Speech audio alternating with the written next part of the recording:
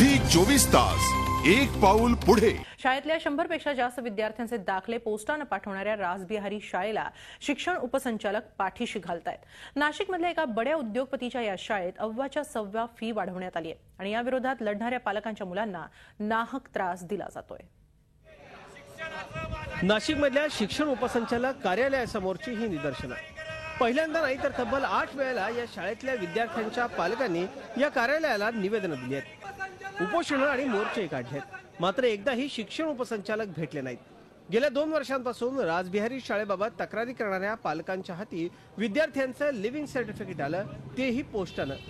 शिक्षणाच्या मूलभूत हक्काचा कायदा झालेला असताना हक्क नाकारणं हा गुन्हा आहे, मात्र या उलट शाळा व्यवस्थापनच धमक्या देत असल्याचा पालकांचा आरोप आहे।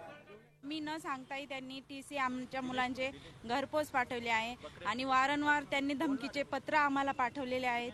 त्यामुळे एक मनाचं खच्चीकरण झाले आहे, मुलांच्याही मनावर तो एक वाईट परिणाम होत आहे। शिक्षण उपसंचालक कुठल्याही प्रकारची कारवाई करायला तयार नाहीत। हे शाळा म्हणजे काय, त्यांच्या घरची दादागिरी लागलीत का काय? ते कुठल्याही प्रकारचं सरकारी अधिकाऱ्यांचं वर्चस्व आमच्यावर नाही हे सांगायला तयार आहात। पत्र तसे देतात, पालकांना वेठीस धरायला सुरुवात केलेली आहे। अवास्तव फी आकारणं, शाळेत मुजोरी आणि मुलांचा मानसिक छळ केला जात असल्यानं आता पालक मेटाकुटीला आलेत। गेल्या वर्षापासून शिक्षण बाजारीकरण विरोधी मंच या विरोधात लढा देत आहे। शिक्षण अधिकाऱ्यांपासून ते उपसंचालकांपर्यंत सगळेच जण शाळा व्यवस्थापनाला पाठीशी घालत असल्यानं पालकांची ससेहोलपट होतीये।